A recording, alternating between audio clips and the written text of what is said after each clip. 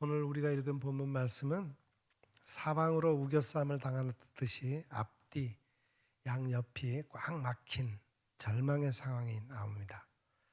이스라엘 백성들이 출애굽한 후 2, 3일 정도 지났을 것입니다. 이스라엘 백성들의 출애굽을 마지못해 허락했던 애굽 왕은 60만 명의 장정들과 200만 명에 이르는 백성들과 그 재산까지 다 잃어버릴 것을 생각하니 참 아까웠겠죠. 그래서 며칠 전 그 엄청난 장자의 죽음의 재앙을 당한 것을 잊은 채 왕의 경호부대에 바퀴가 둘 달린 군사용 전차 600대와 애굽의 모든 군사용 전차와 군 지휘관들과 병사들을 이끌고 출애굽한 이스라엘 백성들을 추격하게 되었습니다. 그래서 앞에는 홍해가 가로막혀 있고 양옆은 피할 수 없는 사막인데 뒤에서는 애굽 군대가 잡으러 오는 사면 초가의 절망적인 상황 속에 이스라엘 백성들이 빠지게 되었습니다. 사실 오늘날 우리가 처해 있는 상황도 이것에 크게 다르지 않습니다. 그간 코로나 때문이라고 하지만 코로나가 아니더라도 세계는 우크라이나와 러시아 전쟁으로 국가 간의 갈등이 심화되고 자국의 이익을 앞세운 강대국의 힘의 논리 앞에서 약소국들은 더욱 어려워지고 있습니다. 우리나라도 남북 간의 전쟁의 위협에서 벗어나지 못하고 있고 국내 정치 상황도 한치의 양보나 타협이 없는 여야 간의 정쟁으로 국민들의 불안만 심화되고 있습니다. 집값의 불안정과 금리의 상승으로 청년 세대의 내 집 마련은 점점 어려워져서 우리 청년들이 희망이 없다고 합니다. 사회 각 계층 간의 갈등이 없는 곳이 없습니다. 빈부 갈등은 기본이고 남녀의 갈등, 세대 간의 갈등, 노사의 갈등, 온통 나의 이익에 반하면 무조건 상대를 적으로 몰아버리고 상대를 비방하고 싸우는 우리의 실정은 본문에 나오는 이스라엘이 처한 상황보다도 더 훨씬 복잡하고 어려운 상황입니다. 이스라엘 백성들이 그 사면초가의 상황에서 어떻게 홍해를 건너는 기적을 이루게 되었는지 이 시간 들려주시는 하나님의 음성을 다 함께 들을 수 있기를 바라며 오늘날 우리의 어려운 상황은 어떻게 헤쳐나갈 수 있을지 들을 수 있기를 바랍니다. 첫째는 어려운 상황 가운데서 여호와께 부르짖어야 해법을 찾을 수 있습니다. 먼저 우리 오늘 읽은 10절 말씀 다시 한번 같이 읽겠습니다. 10절 바로가 가까이 올 때 이스라엘 자손이 눈을 들어본즉 애굽 사람들이 자기들 뒤에 이른지라 이스라엘 자손이 심히 두려워하여 여호와께 부르짖고 눈을 들어서 애굽 왕의 군대가 자기들 뒤에 바짝 뒤쫓아온 것을 알게 된 이스라엘 백성들은 두려움에 빠질 수밖에 없었고 또 여호와께 살려달라고 부르짖지 않을 수 없었습니다. 히브리 속담에 앞이 막히면 옆을 보고 옆이 막히면 뒤를 보고 뒤도 막히면 위를 보라는 그런 말씀이 있습니다. 앞이 캄캄한 절망적인 상황 속에서 우리는 인간의 생사화복을 주관하시는 주님을 바라보지 않을 수 없고 주님만 의지하지 않을 수 없고 주님께 간구하지 않을 수 없습니다. 그래서 이스라엘 백성들은 간절히 부르짖지 않을 수 없었어요. 우리는 오늘의 절망적인 상황을 바라보면서도 똑같은 심정입니다. 전 세계가 두려움에 빠져 있고 경제 위기에 봉착해 있고 실패한 부동산 정책에 의해 주거가 불안하고 기후온난화로 인해 기상재해까지 덮치는 사면초가의 상황이 오늘의 절망적인 현실입니다. 이 가운데 우리가 할 수 있는 게 무엇입니까? 하나님께 살 길을 열어달라고 부르짖는 기도밖에 없습니다. 우리가 이 수요일 교회에 모여서 찬양하고 기도하는 이유가 바로 거기에 있는 겁니다. 하나님께 부르짖어 현재 우리가 처해 있는 상황을 하나님께 아뢰고 기도해야 됩니다. 예전에는 기도원마다 기도하는 분들이 끊이지 않았고 또 성전 기도나 골방 기도나 산 기도까지 가서 밤을 지새우며 소나무 붙잡고 몸부림치며 기도했습니다. 하지만 요즘에는 목회자들이나 교인들이 얼마나 산기도를 안 가는지 산마다 숲으로 무성해졌다는 우스갯소리가 있습니다. 20여 년째 중증폐병으로 투병 중인 김온유 자매가 쓴 숨쉬지 못해도 괜찮아 라는 책이 있습니다. 그 책 표지에는 나는 날마다 숨을 선물 받습니다 라는 말이 쓰여 있는데 정말 이 책은 모든 힘을 쏟아 또박또박 써내려간 생명의 흔적입니다. 그녀는 14살 중학생이 되던 겨울 감기에 걸리게 되었는데 점점 증세가 심해져서 폐수술까지 하게 됩니다. 그러나 그 후 상황은 더욱 악화되어 숨도 제대로 쉬지 못하는 상황이 되고 말았어요. 의료진의 잘못된 판단으로 꽃다운 나이의 여중생이 홀로 살아갈 수 없는 지경에 이른 겁니다. 수도 없이 극단적 선택을 생각하고 사는 죽는 것보다 못한 삶의 연속이었어요. 그때부터 성경을 한 구절 한 구절 읽으면서 하나님께 묻고 또 물었습니다. 왜 하나님께서는 나에게만 응답하지 않으시는 걸까? 그렇게 시작된 성경 읽기를 통해 하나님을 체험한 그녀는 지금도 몸에 단 산소 주머니를 눌러주는 사람이 없으면 몇 분도 버티지 못한다고 합니다. 그렇지만 현재의 삶을 사랑하고 감사하는 법을 배우게 되었음을 책의 마지막에서 이렇게 고백하고 있습니다. 나에게는 아픔 뒤에 오는 회복과 두려움 뒤에 오는 소망, 기다림 끝에 오는 성장이 유달리 더 감격스럽습니다. 매 순간 결코 당연하지 않는 호흡을 이어주는 이들의 사랑이 고맙고 이렇게 살아서 은혜를 나눌 수 있다는 것만으로도 더할 나위 없이 기쁩니다. 그렇기 때문에 때때로 누군가가 나에게 행복하냐고 물으면 언제나 진심으로 행복하다고 말합니다. 꽃다운 시절에 만난 견디기 어려운 일생의 고통과 불행 속에서도 주님만 바라보며 부르짖자 그녀에게 또 다른 새로운 영적인 세계가 펼쳐진 것입니다. 그렇습니다. 우리의 인생 가운데 앞으로도 어떤 환난이 닥치더라도 우리는 인간의 생과 사, 화, 복을 주관하시는 여호와 하나님만 믿고 의지하고 간절히 부르짖을 수 있기를 바랍니다. 그래서 오늘날에도 홍해를 가르시는 하나님의 기적이 새롭게 시작될 줄을 확실히 믿습니다. 두 번째는 불평이나 원망을 하지 말아야 됩니다. 우리의 인생이 순탄하고 형통할 때는 다 자신들이 잘해서 그러는 줄 알고 무언가 일이 제대로 안 되고 어려워지면 그때부터 모든 일에 대해서 남의 탓을 하기 시작합니다. 본문 11절 12절에 이스라엘 백성들의 불평과 원망을 우리 또 다시 한번 읽어보겠습니다. 11절 12절 그들이 또 모세에게 이르되 애굽에 매장지가 없어서 당신이 우리를 끌어내어 이 광야에서 죽게 하느냐? 어찌하여 당신이 우리를 애굽에서 끌어내어 우리에게 이같이 하느냐? 우리가 애굽에서 당신에게 이른 말이 이것이 아니냐? 이르기를 우리를 내버려 두라. 우리가 애굽 사람을 섬길 것이라 하지 아니하더냐? 애굽 사람을 섬기는 것이 광야에서 죽는 것보다 낫겠노라. 여러분, 불과 2, 3일 전 이스라엘 백성들이 하나님의 은혜로 모세의 인도를 따라 430년 애굽 종살이에서 해방될 때의 감격을 기억하십니까? 우리는 일제 36년의 식민 통치에서 해방되어서도 그렇게 감격하고 지금도 그 감격을 잊지 못하는데 이스라엘 백성들은 우리보다 10배가 넘는 기나긴 세월 종살이를 했으니 그 해방의 감격이 우리보다 적어도 10배가 넘지 않았겠습니까?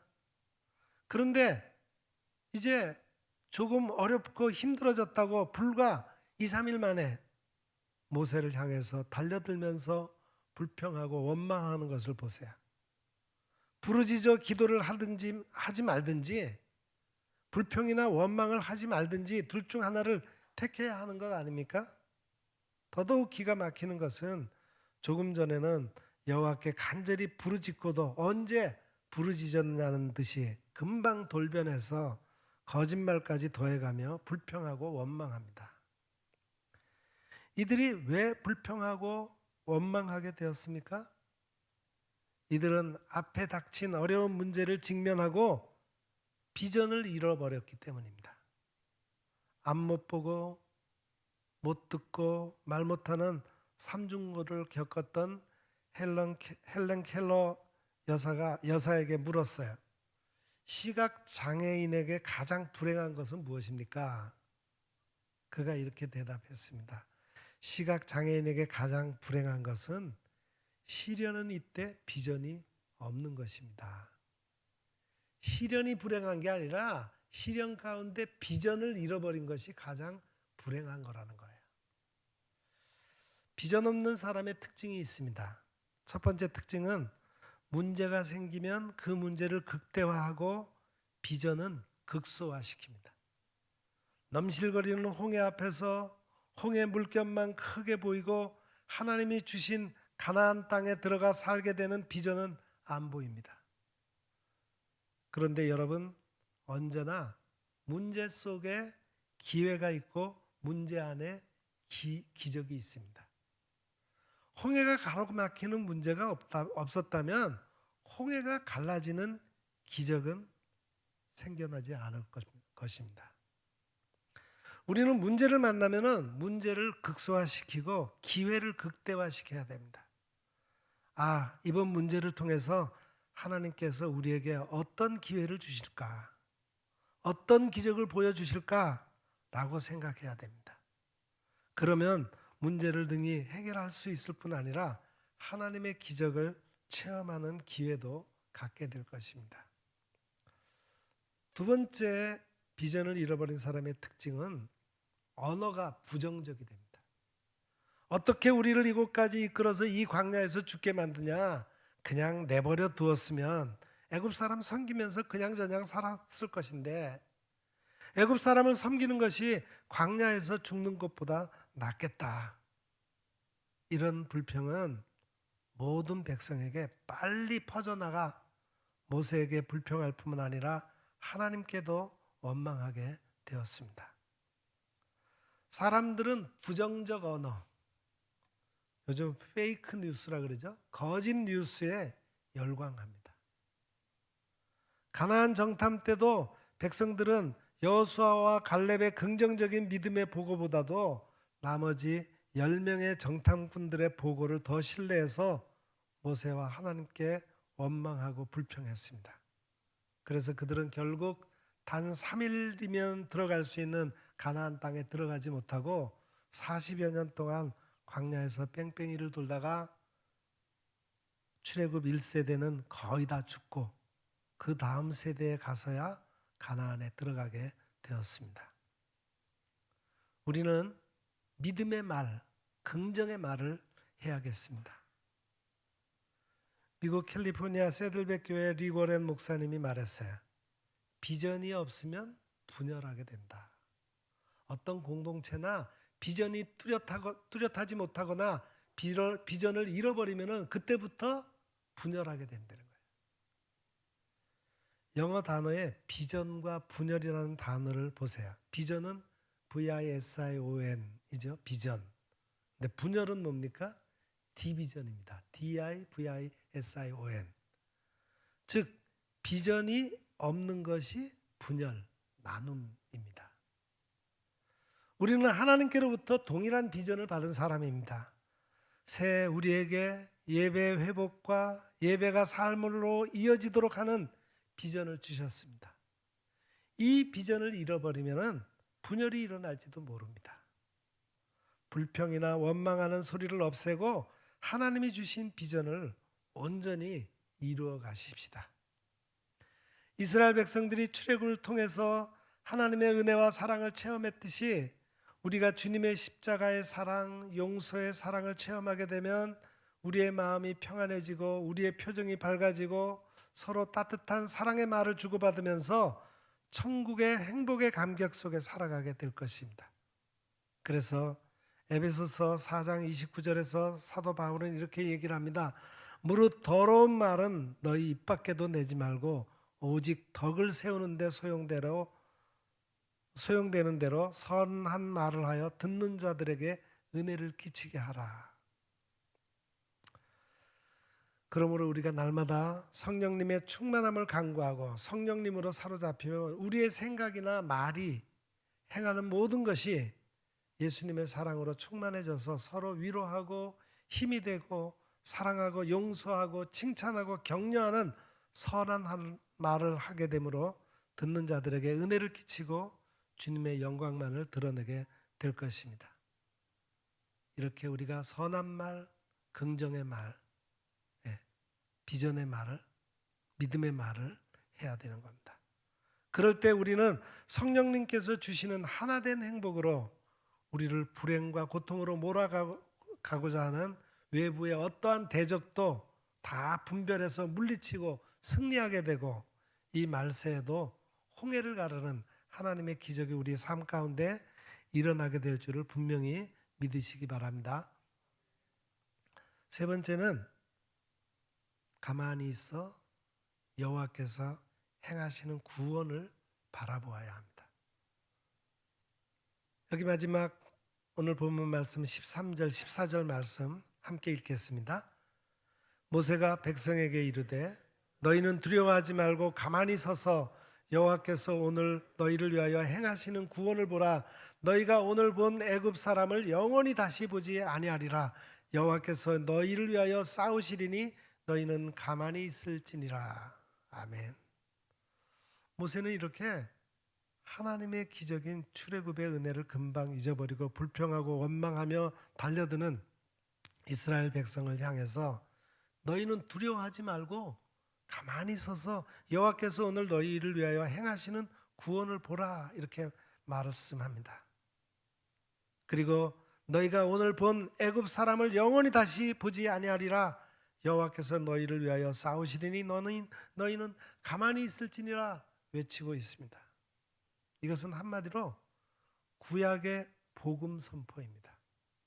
구약에 나오는 기쁜 소식의 선포예요.